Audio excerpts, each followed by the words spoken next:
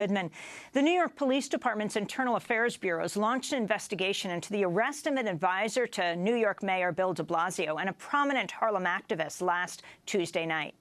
Mualimm-Ak was arrested while attempting to mediate a police confrontation with a homeless man in Midtown Manhattan.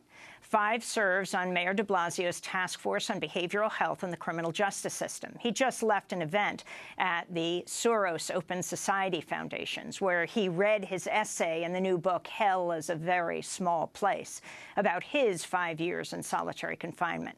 Since being released from prison in 2012, 5 has become a prominent advocate for helping previously incarcerated men and women. 5 was arrested Tuesday, along with well-known Harlem activist Joseph Jazz Hayden, who was recording the police confrontation with the homeless man with his cell phone when they came out of the Open Society after the reading. Hayden is the founder of the anti-police brutality organization All Things Harlem. 5 other people who attended the book reading were later arrested when they went to the police precinct, where they went to inquire about the rest of their friends and colleagues, 5 and Jazz. They were charged with refusal to disperse. Well, on Thursday, Nermeen Sheikh and I spoke to 5 Mualimm-Ak and Jazz Hayden, as well as Terrence Slater, one of the 5 that were arrested. All 3 work with the group Incarcerated Nation Corp. That's Inc., I-N-C. I started by asking 5 to describe what happened Tuesday night. So we were celebrating with Solitary Watch and the Open Society Soros Foundation a book launch, which is called Hell is a Very Small Place. It was a very successful launch of multiple projects that we do together in representing the different voices of those who are suffering in solitary, survivors, family members. When we're leaving out, and it was an emotionally disturbed call happening there, and I was speaking to the EMS drivers because that's what I do. I work on emotional disturbances. And being with the Behavioral Health Task Force, we have set up certain protocols that were to happen. So speaking to the EMS drivers, I understood that they were fully knowledgeable while Jazz was observing. I want to go back to this clip, what they were doing. There's a disturbed man who's simply saying, please leave me alone. I'm not trying to hurt nobody. You can call all you want to call. I'm not hurting nobody. And so what were you telling the police? Was it just EMS or was it also police? It was also police, but we were just letting them do their job because they were doing their job. They weren't arresting him. They was talking him down, getting him into the ambulance. That's the hardest part, getting them into the ambulance rather than going to jail. Right? And if it takes too long, they're going to end up apprehending him. So the EMS work is being non-threatening, also being able to talk to him, letting them know what they're going to do before they do it. Those type of de-escalation techniques is what keeps a person calm and not react towards their actions. So once I understood that, they were fully professionally known what they were doing, and the other officers was assisting them. It was a perfectly controlled situation. I was there just watching and monitoring as Jazz was monitoring as well. So, Jazz, you were filming, and tell us what you saw. It started out, you're just filming as 5 is instructing, is talking with the EMS and the disturbed person. You were also encouraging the disturbed person to go in the ambulance. Yes, we came out of Soros, and at that point, the incident was already in progress, right? And so the homeless person was sitting on the ground, and he took off his shirt and flung it, and so he was topless, and he was saying, you know, why? You know, what is all this for? You know, I've done nothing to nobody. I haven't hurt anyone, right? So I'm filming because this is what I do, you know. And this was a perfect opportunity. And he was telling me, yeah, record it, you know. This is the homeless person, right? And so eventually the police that were there were doing an excellent job. You know, they were non-confrontational. They were trying to get him to go to the ambulance, which was parked at the curb, right? And as he began to go to as they began to take him to the ambulance, he flailed up. And you can hear me in the background talking about hermanito, suave, hermanito, suave. So you're saying brother, little brother. Yeah, little brother, man. Calm down, man. Calm down. Let's take a listen. They're not going to hurt you. Hermanito, suave, man. Suave, suave. Record. Oh, Yeah, I'm gonna record you. Yeah, suave, man. Suave.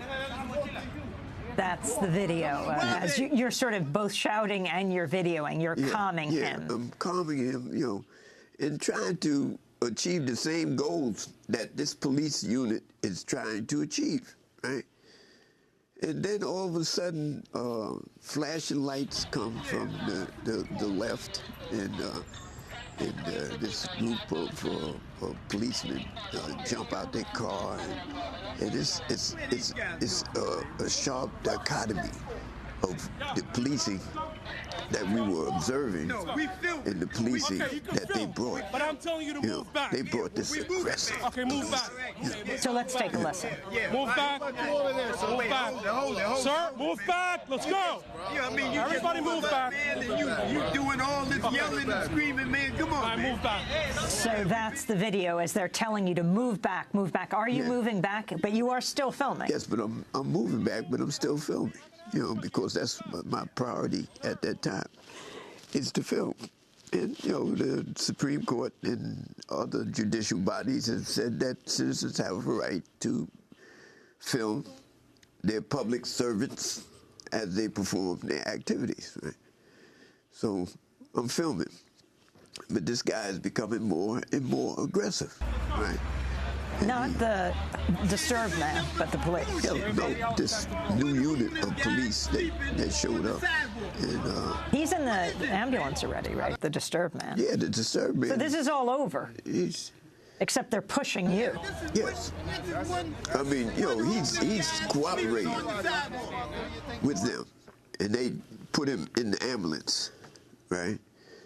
And he had some friends there who were picking up his things? Yeah, I think there was a couple of guys involved in that spot, you know, and they kept coming back into the picture, you know, but I couldn't hear what was going on between them and the police. But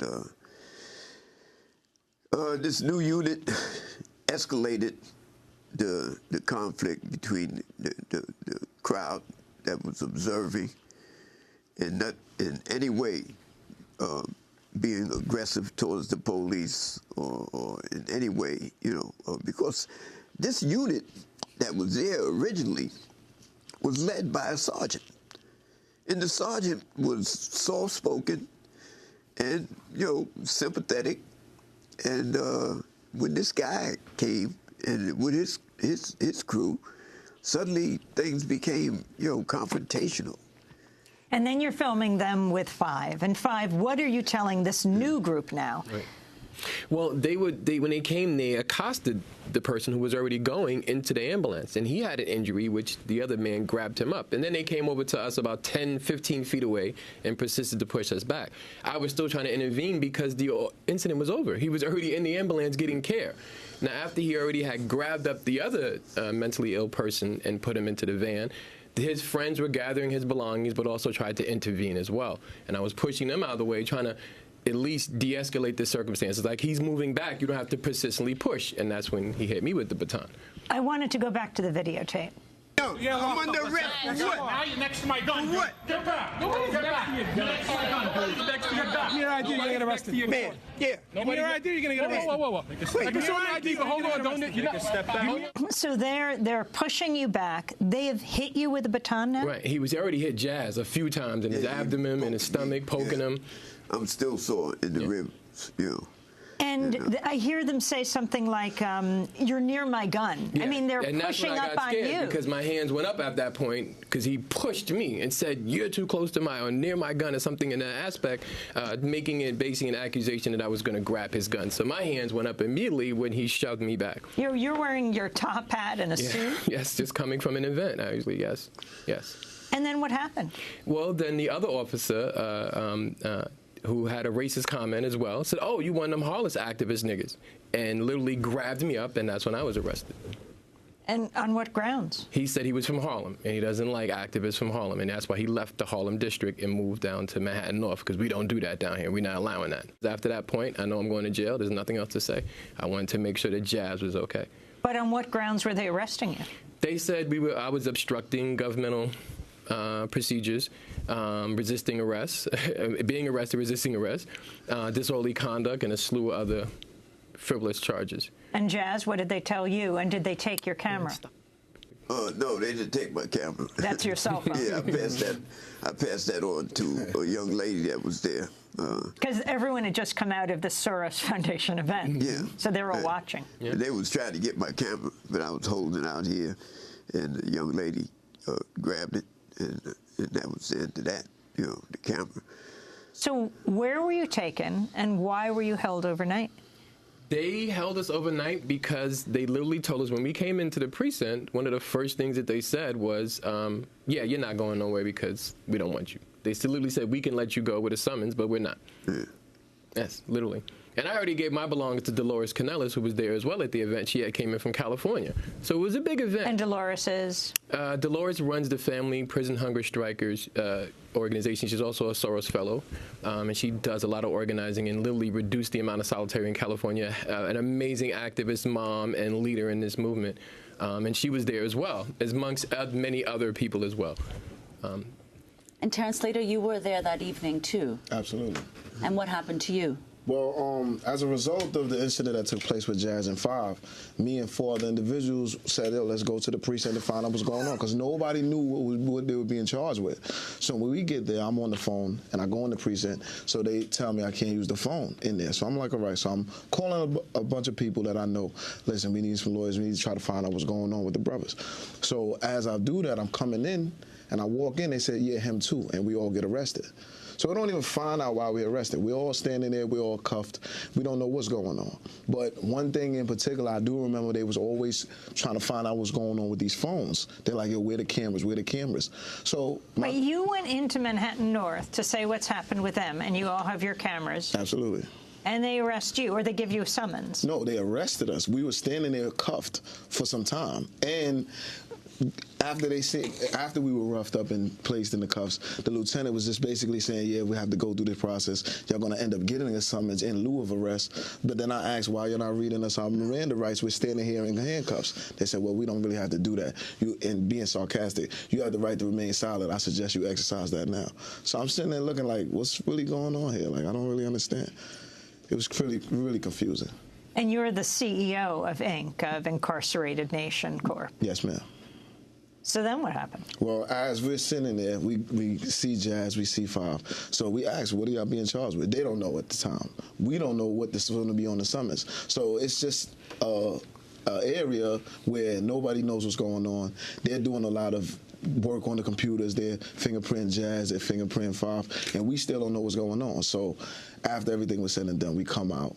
And we all link up and we trying to find out what was the next step, what's the best course of action now, because they let us know Jazz and Five's not going anywhere. So are the two of you, have you been injured, Five and Jazz? Oh, man. I feel like I'm 100 years old, and I go to the gym regularly, but they injured the back of my leg, and I can't even do a knee bend. And they was trying to handcuff me. And literally, I thought they was trying to break my arms, right? So I still have pain in my elbows and in my wrists, right? And then where he was jabbing me with the club as he was moving me backwards, right? He tapped me there 3 times. And, I thought maybe I had a fractured rib. And this is why me and Five ended up going back to the hospital, to get x-rays to see how much damage was done. And Five, how much damage was done? Well, I have some injury to my leg. I just had a total knee replacement recently. I tried to explain that to them. I remember when we last interviewed you. Yes. Right. You had... And then also had some damages to my ankle and some scratches and abrasions and a few bruises. And my wrists, of course, were swollen because when they put the cuffs on, they put them on extra tight, right? Man. And it's a different lens for a person with mental illness. It's a different lens when you're over the age of 55, right? When you're having this type of treatment for them. And the sad part is that the other officers who were there all now have to be silent because of this blue wall of sort of trust that they have. So you have two officers who really escalated the circumstances, and everyone else is just like in the precinct having to be complacent.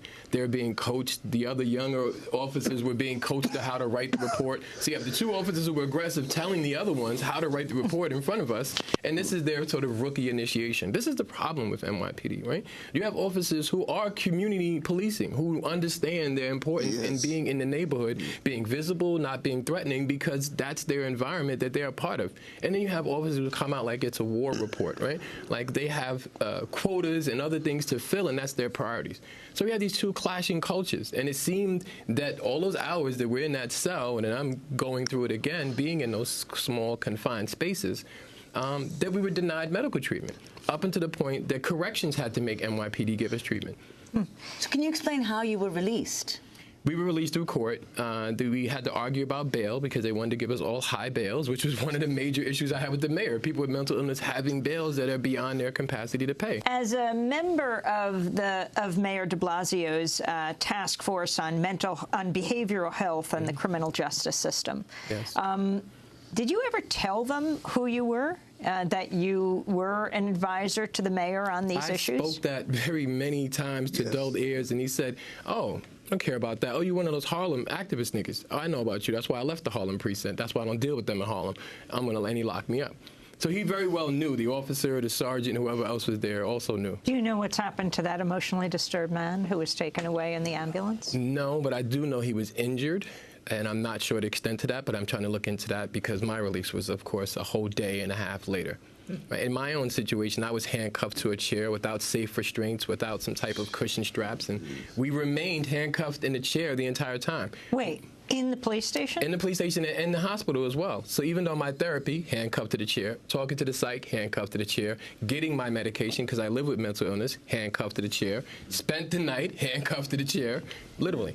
Where were you held overnight, handcuffed to the chair? And then to the precinct, then back to the precinct, then to Bellevue, then, right. Jazz, were you handcuffed to the chair as well? Yes, I was handcuffed to the chair, and it was all night. And then during the process of transportation, I'm handcuffed in the back, and I have to sit on a seat in the back of the police car where there's no leg room. You know, and I have to lean on the side and hope that this guy doesn't hit a bump and break my arm, my shoulder, or whatever the cases be. You know, I had to remain constantly. Were you seat belted in? No, I wasn't seat belted in. No, absolutely not. You know, and this cuffing individual in the back as you transport him. You mean putting handcuffing your hands behind your back? Try to imagine that. You know, that you're in the back seat of a car or a taxi. You know, and you know the taxi driver is not concerned about you, and he's trying to maneuver in the environment, and you just there having to you know pay attention to every little bump. Could be a broken arm. Do you mind sharing your age? My age is 74. Yeah.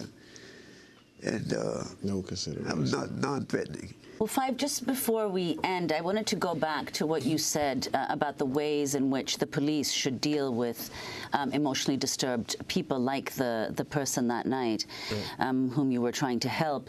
In your experience, especially a homeless person, which I understand he was, how easy is it for them to get even the medical help that they need? Well, now that the task force had created all of these intersections and understand that we can connect different organizations to work together to be able to support that, it's a lot more different now, right? From 2014 on, there's a lot more access for people with mental illness.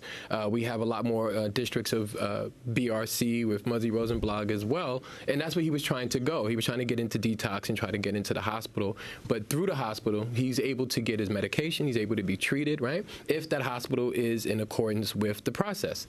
And that should leave, that he should not leave the hospital without a connection to have outpatient treatment as well.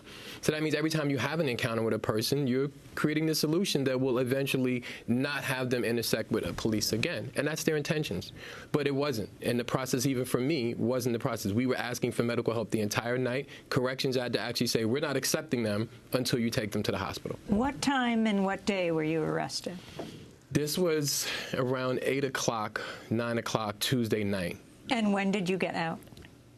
Yes, last night. Yes, yesterday evening. We were the last to be held in the court. So over 24 hours? Oh, definitely over 24 hours. You were handcuffed. You were chained the entire time? The entire time. Yes. Yes. Almost 2 days. Yeah. And being transported and through transit, everything. And denied our medication to the point that the sergeant said, if you want to make this 3 days, you just need to lie to them and tell them you have no medical conditions, you don't need any psychotropic medication and everything. If not, then this is going to take an extra day as a punishment. This is how much we play the number game. We play the number game and treat people like cattle to say, well, if you want this process to be 3 days, then just tell them you have no issues. Now then I will start decompensating and having other issues. So I wanted my medication, which should have been the first response. I should have had that at the precinct. I should have been taken or call an ambulance or have me taken to the hospital. 5 Mualimm-Ak, who serves on Mayor de Blasio's task force on behavioral health in the criminal justice system, along with longtime Harlem activist Jazz Hayden and Terrence Slater. All three work with the group Incarcerated Nation Corp., known as Inc. Their arrests on Tuesday night are now being investigated by the New York Police Department's Internal Affairs Bureau. We reached out to New York Mayor de Blasio's office for comment. In a statement, a spokesperson said, quote, the administration's committed to increasing police transparency while ensuring our hardworking officers can effectively perform their duties. And that does it for today's show.